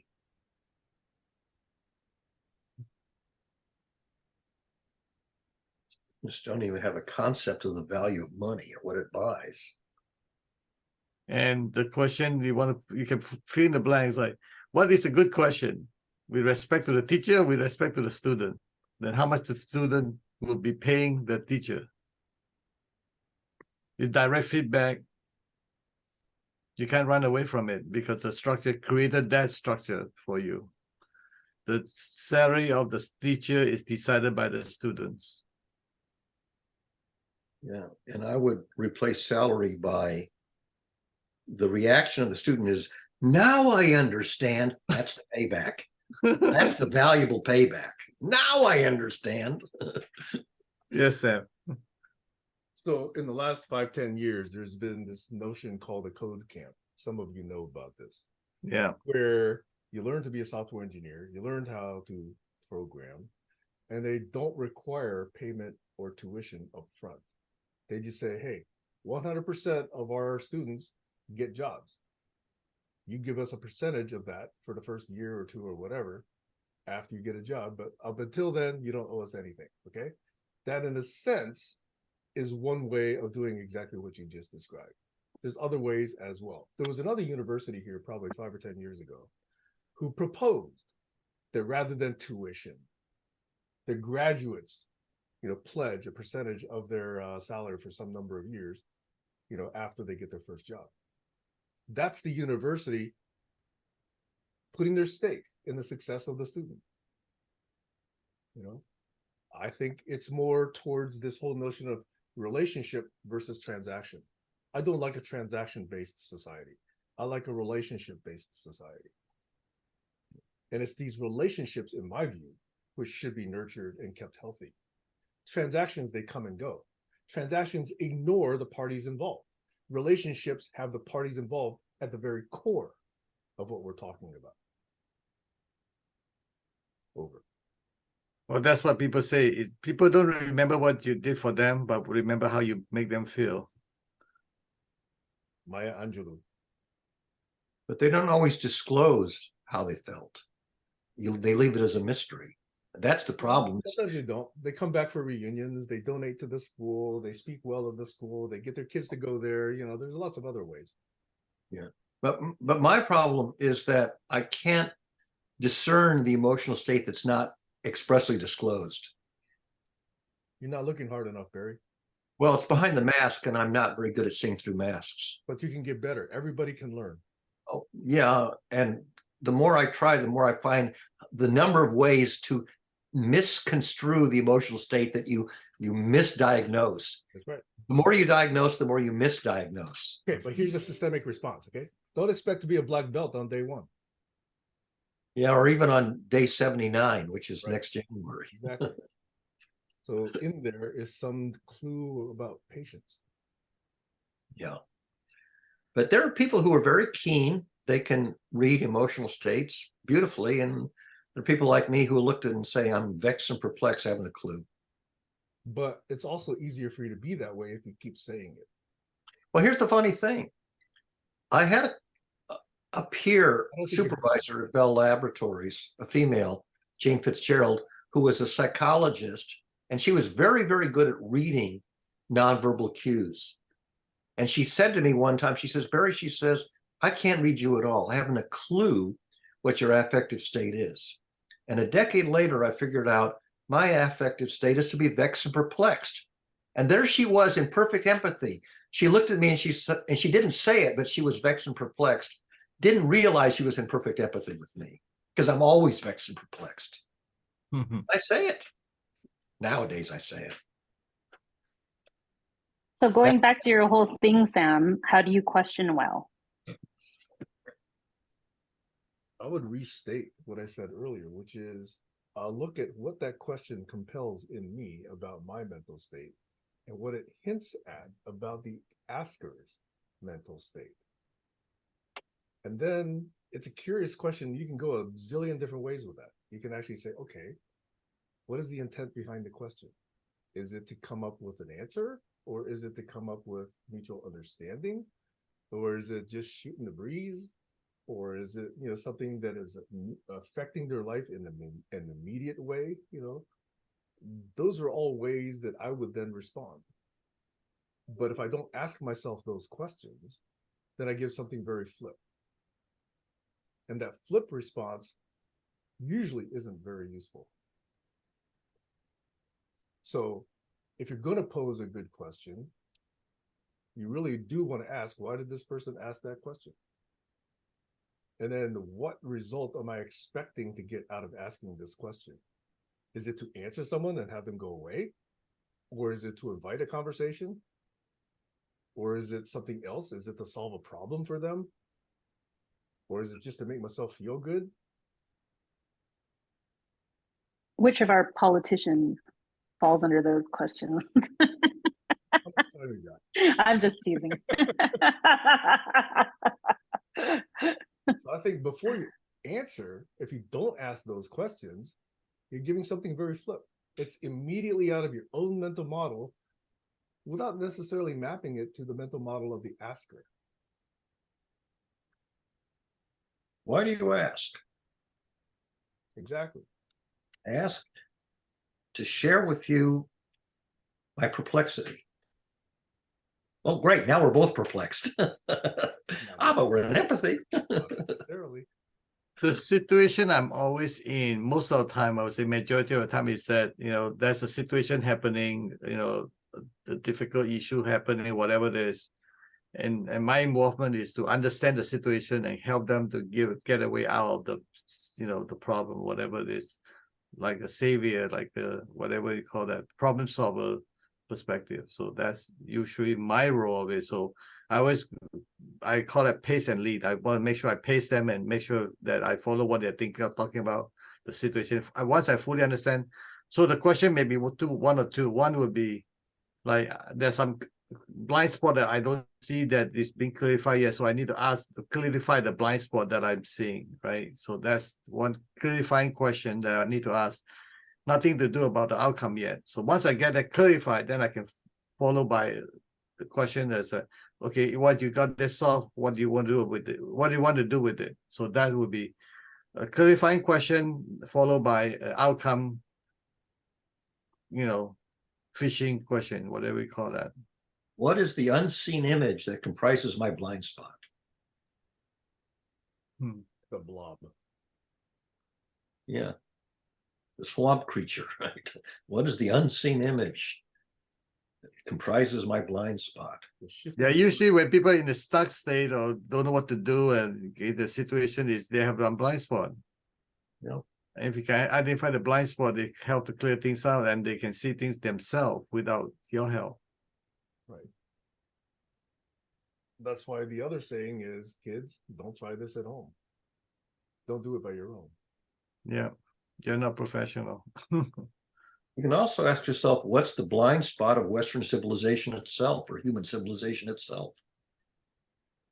A worship. What is it that our whole civilization is not seeing, that's right there to be discovered if we could only see it?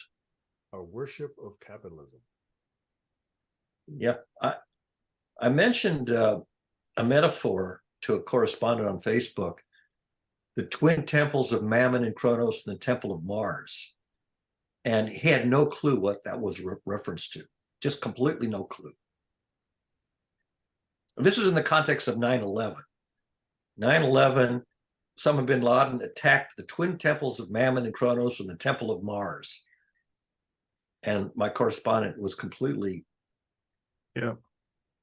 couldn't decode that, couldn't decode it. And what need you have? What kind of background do you need to have so that you can decode that? You have to know that Mammon and Kronos are references, I think, probably from Greek literature, and Mars is maybe Roman literature. And these are literary symbols for some feature of our culture.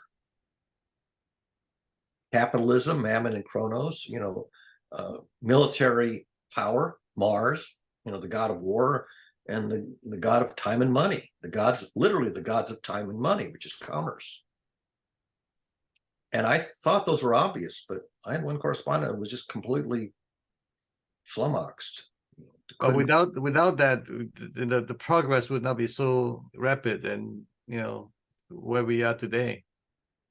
And the analogy that I was trying to make was an historical analogy, because Alaric the Goth was famous for sacking the city of Rome. When Alaric the Goth sacked Rome, he attacked two kinds of buildings.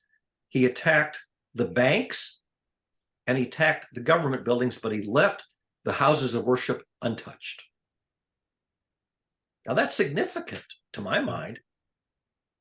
And 9/11, what did Osama bin Laden attack? The Temple of Mars and the Temple of Mammon and Chronos. But the temple of worship is a place of gathering. There's a community, Right. Yeah, that's what it is. Yeah. Yeah, I mean, you don't burn down your own house, right? It's interesting. The word gathering is a perfectly good English word. You have a gathering to have a conversation. This is a gathering. Right. And the Greek word for gathering, or the Greek word for the person who calls forth a gathering, is Ecclesiastes. That's the actual Greek word that means the chairman who calls forth a gathering. And you may not realize it, that Ecclesiastes is the Greek version of the name of a book, in which the very first word in the original language is Kohelet, which means I call a gathering. Hmm. And yet you look at the word Ecclesiastes and it doesn't, in modern times, sound anything like a community gathering for a conversation. Doesn't sound anything like that at all. But that's what its etymology is. Hmm. Eccles is a gathering.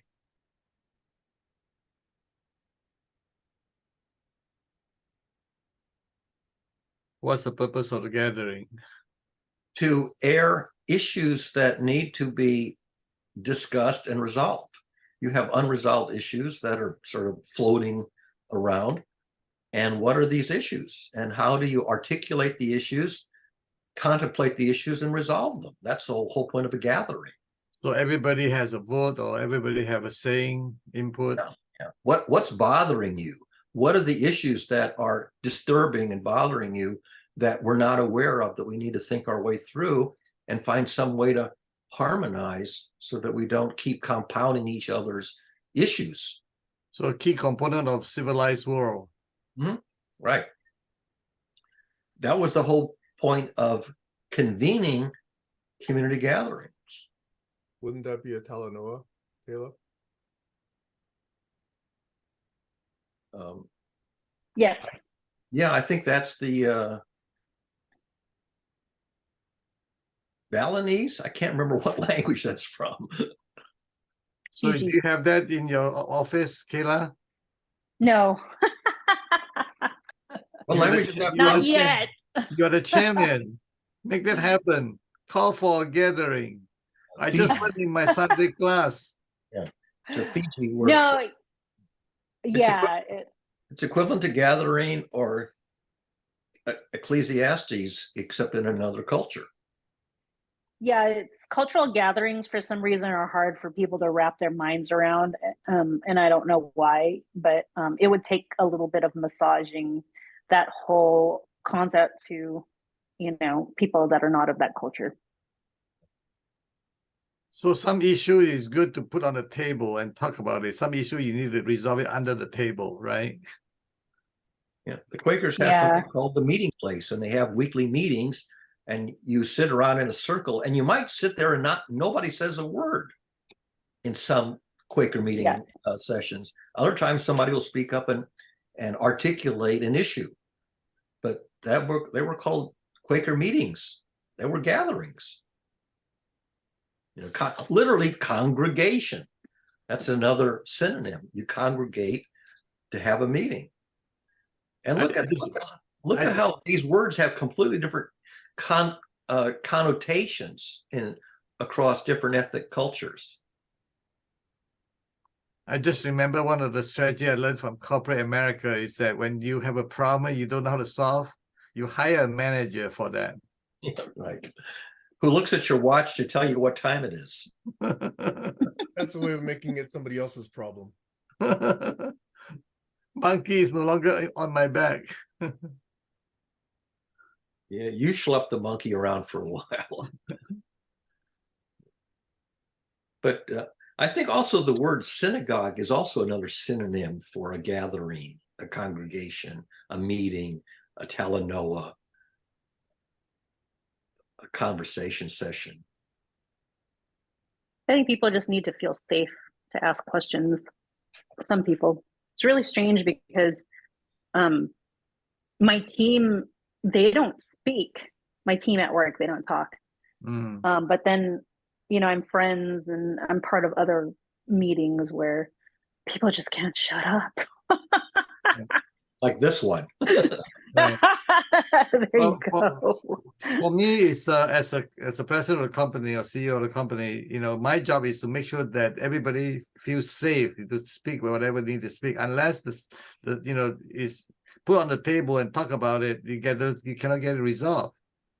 It's become a blind spot for the organization, right? So it's as I say, the responsibility of the leader is to make everybody feel safe to talk about anything they need to talk about so that it can be resolved. If that makes sense. Oh yeah, I agree with that. Thank you. So you know who you need to do what, right? Oh yeah, I love it. I love it when my strength personally, I know this is a one-off, but my strength personally comes out to help people speak and feel safe. Yeah. It's just the people who can't stop talking. Oh my God. I still don't know how to circumnavigate that without being blunt. And then I hurt people's feelings and it's sad. Right. I don't like hurting people's feelings. Yeah. But man, it's like time consuming when they talk too much. So before the meeting, you put a timer in front of everybody. You have this a tomato clock from the kitchen you can use. You turn the knob at 5 minutes and you say, okay, we got 5 minutes of each person. And there's a talking stick that will pass around in the room, something like that. I just mute them on Zoom. Oops, I'm sorry. You're on mute. This group used to have somebody who could talk for 8 hours and not say a damn thing. Yeah. I have the recording to prove it. About that person. I have the videotape to prove it. Okay. Enough. This is recorded, right? Yes.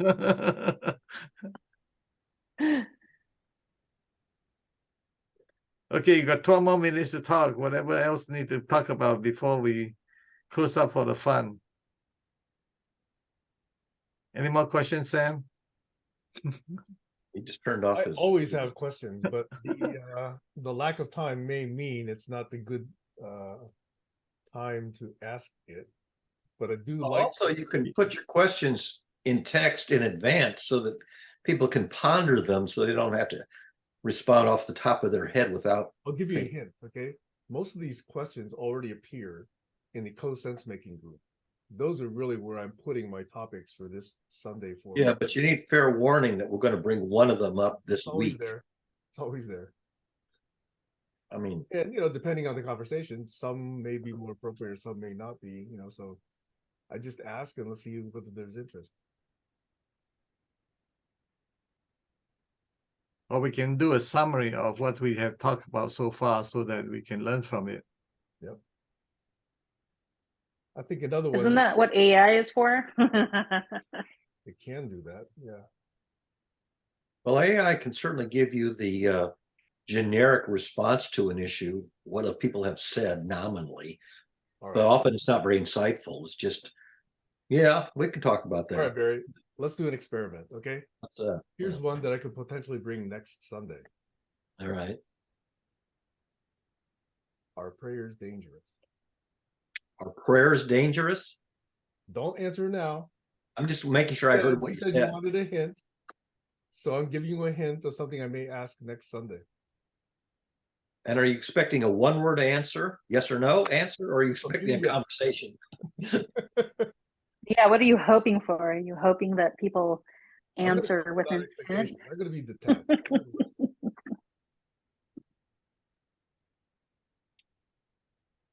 I wonder what causes you to ask that question.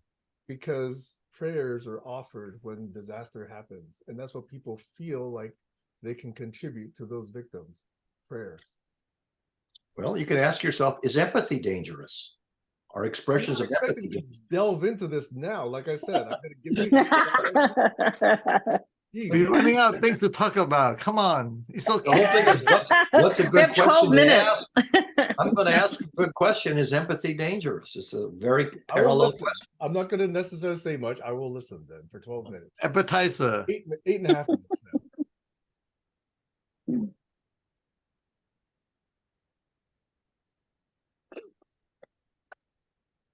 I think I know what you're referring to too. Thoughts and prayers. Thoughts and prayers. Well, you can ask, are thoughts dangerous? If you say thoughts and prayers, are thoughts dangerous?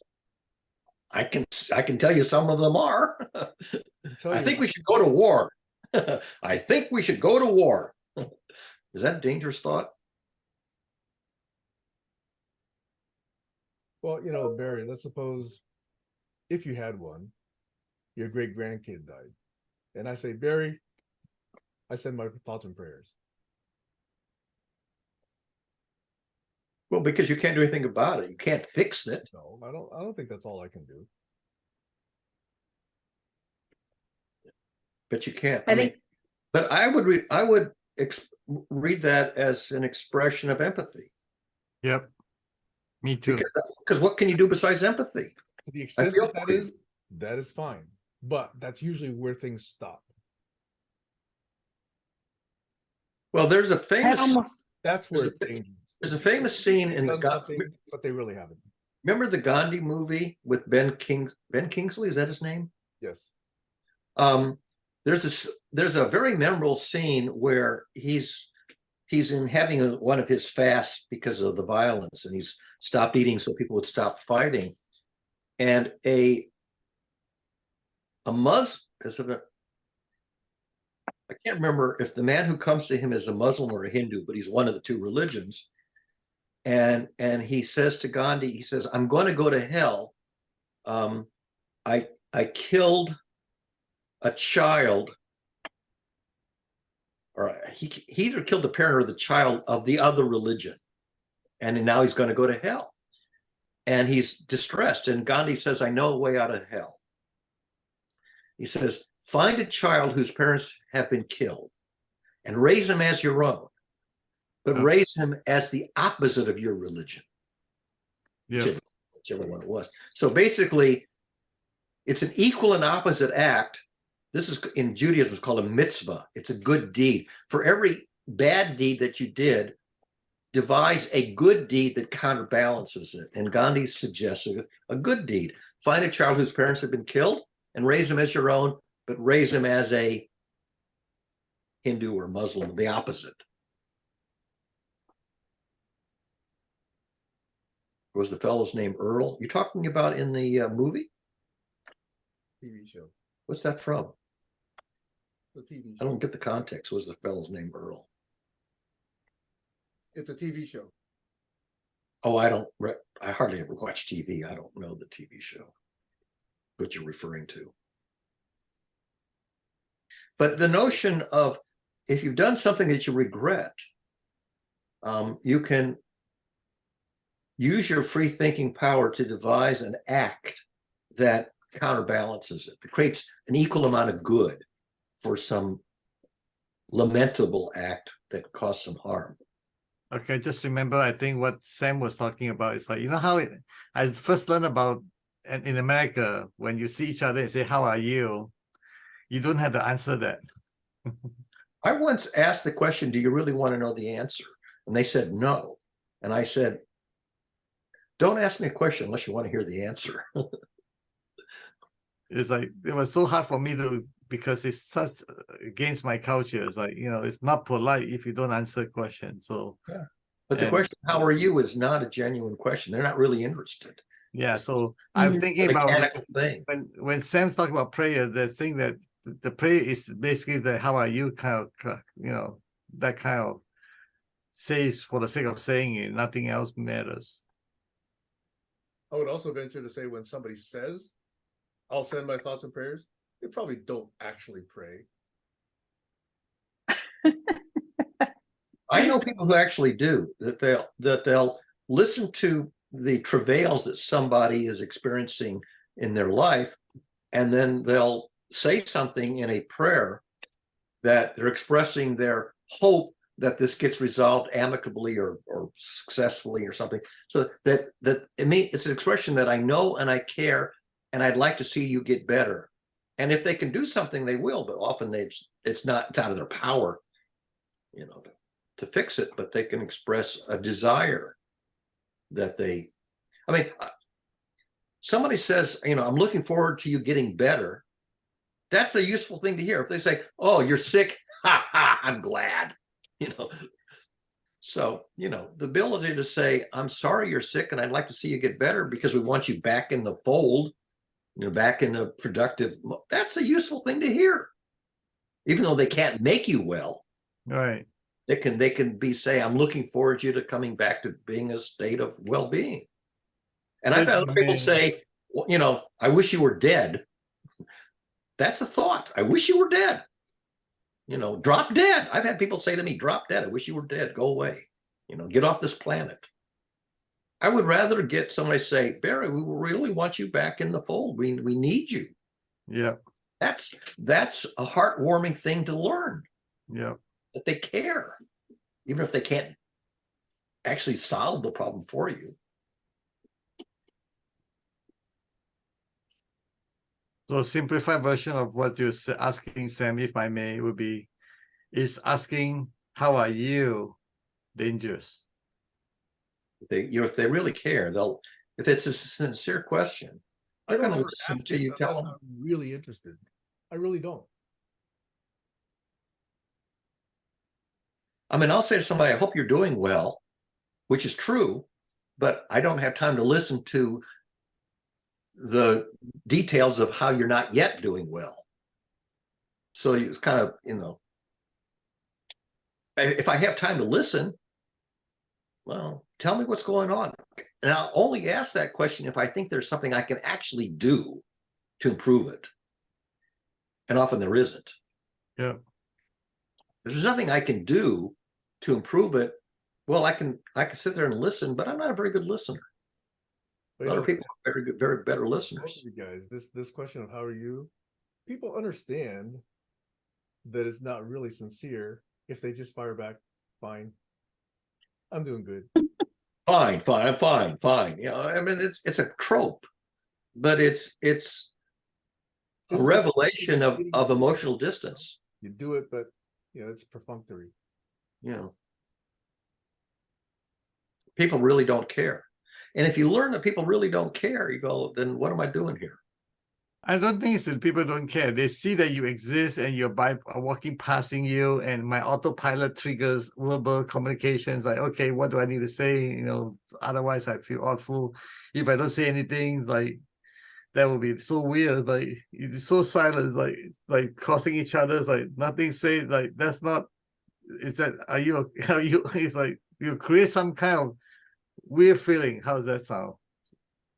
So it's like I have to say something. So how are you? That would be, I acknowledge that you exist. I acknowledge that I'm passing you, and I acknowledge that I see you and you see me. So my job is done. I'm not a free thinker. I got to say what I need to say so that I get out of this embarrassed potential situation. That's honest. There's a saying in the South, American South, well, bless your little heart. You ever hear people in the South say, bless your little heart? That's the way of saying fuck you. It's when somebody has revealed that they're not behaving very constructively. Well, bless your little heart. Instead of criticizing them, they'll say, well, bless your little heart. It's a So fun- Kayla, before we close off, turn on your video so we can see your smiley, beautiful smile. Thank you. Wait.